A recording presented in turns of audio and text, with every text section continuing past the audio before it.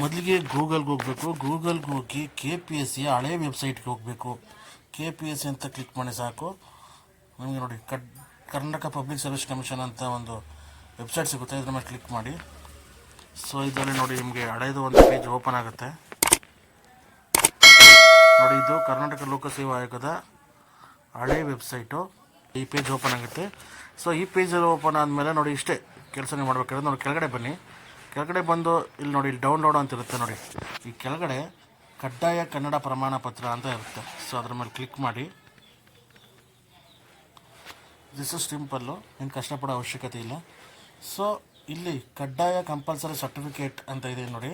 ಇದರಲ್ಲಿ ನಿಮ್ಮ application ID ಕೇಳ್ತಾ ಇದೆ, ಮತ್ತು ಡೇಟ್ ಆಫ್ ಬರ್ತು, ಮತ್ತು ನಿಮ್ಮ certificate print. So application ID ಹಾಕ್ತಾಯಿದ್ದೀನಿ ನಾನು. ಈಗ ಅಪ್ಲಿಕೇಶನ್ ID ಮತ್ತು ಡೇಟ್ ಆಫ್ ಬರ್ತ್ ಹಾಕಿ ಈಗ ಡೌನ್ಲೋಡ್ ಮಾಡ್ಕೊತಿದ್ದೀನಿ ನೋಡಿ. ಈಗ ನೋಡಿ ಡೌನ್ಲೋಡ್ ಆಗಿದೆ. ಸೊ ಈಗ ನಾನು ಎಕ್ಸ್ಪ್ಲೇನ್ ಮಾಡ್ತೀನಿ ನೋಡಿ.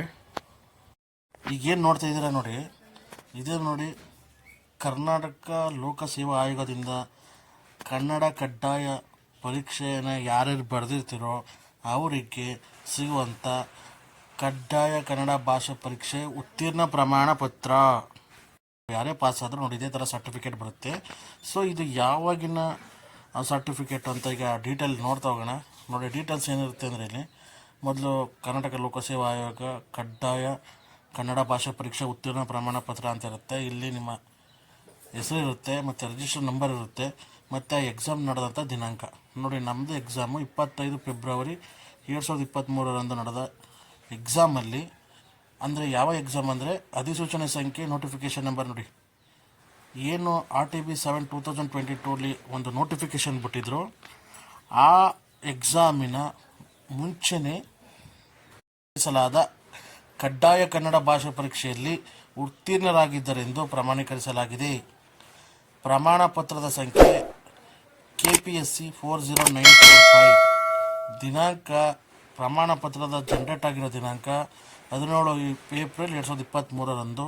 ಸೊ ಅದರ ಸಹಿಯೊಂದಿಗೆ ನಮಗೆ ಸರ್ಟಿಫಿಕೇಟ್ ಇಶ್ಯೂ ಮಾಡ್ತಾರೆ. ಸೊ ಈ ಕನ್ನಡ ಕಡ್ಡಾಯ ಭಾಷಾ ಪರೀಕ್ಷೆ ಉತ್ತೀರ್ಣ ಪ್ರಮಾಣ ಪತ್ರ ಯಾಕೆ ಇಂಪಾರ್ಟೆಂಟ್ ಅಂದರೆ, ಮುಂದೆ ವಿದ್ಯಾರ್ಥಿಗಳು ಯಾವುದೇ KPSC ನಡೆಸುವಂತಹ ಹುದ್ದೆಗಳಲ್ಲಿ ಪಾಸಾಗಿ ಅದು ಅಂತಿಮ ಹಂತದಲ್ಲಿ ದಾಖಲೆಗಳ ಪರಿಶೀಲನೆಯ ವೇಳೆಯಲ್ಲಿ ಈ ಕನ್ನಡ ಕಡ್ಡಾಯ ಭಾಷಾ ಪರೀಕ್ಷೆಯ ಪ್ರಮಾಣ ಪತ್ರವನ್ನು ಸಲ್ಲಿಸಬೇಕಾಗಿರೋದು ಕಡ್ಡಾಯವಾಗಿರುತ್ತೆ. ಸೊ ಈ ಪ್ರಮಾಣ ಪತ್ರನ ಯಾರ್ಯಾರು ಪಾಸಾಗಿದ್ದಾರೆ ಅವರೆಲ್ಲ ಆದಷ್ಟು ಡೌನ್ಲೋಡ್ ಮಾಡಿಕೊಂಡು ಈ ಪ್ರಮಾಣ ಪತ್ರವನ್ನು ನಿಮ್ಮ ಹತ್ರ ಜೋಪಾನವಾಗಿ ಇಟ್ಕೊಡಿ. ಮುಂದೆ ಇದು ದಾಖಲೆಗಳ ಪರಿಶೀಲನೆಯ ವೇಳೆಯಲ್ಲಿ ನಿಮಗೆ ತುಂಬ ಉಪಯುಕ್ತವಾಗುತ್ತೆ. ಸೊ ಎಲ್ಲ ವಿದ್ಯಾರ್ಥಿಗಳಿಗೂ ಆದಷ್ಟು ಶೇರ್ ಮಾಡಿ. ಸೊ ಇದೇ ಥರ ನಿಮ್ಮ ಸರ್ಟಿಫಿಕೇಟ್ನ ಡೌನ್ಲೋಡ್ ಮಾಡಿಕೊಡಿ. ಕೊನೆಯಲ್ಲಿ ಒಂದು ಚಿಕ್ಕ ಕ್ಲಾರಿಫಿಕೇಷನ್ನು ಇಲ್ಲಿ ನೋಡಿ ಕೆಳಗಡೆ ಹೇಳ್ತೀನಿ. ಸರಿ, ನೋಟ್ ಅಂತ ಕೊಟ್ಟಿದ್ದಾರೆ. Candidate who have pass Kannada compulsory exam from November 2022 till 7th March 2023 please visit old KPSC recruitment.in ಅಂತ ಹೇಳ್ತಿದ್ದಾರೆ. So login to your account, select my application option and download the Kannada certificate.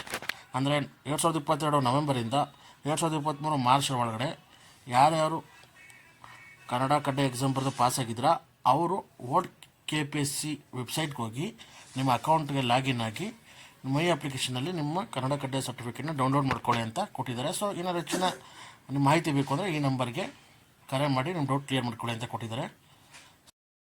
ನಿಮ್ಮೆಲ್ರಿಗೂ ಡೌಟ್ ಕ್ಲಿಯರ್ ಆಗಿದೆ ಅಂತ ಅನ್ಕೋತೀನಿ. So ಏನಾದ್ರು doubt ಇದ್ದರೆ comment ಹಾಕಿ, ನಾನು ತಿಳಿಸ್ತೀನಿ ನಿಮಗೆ.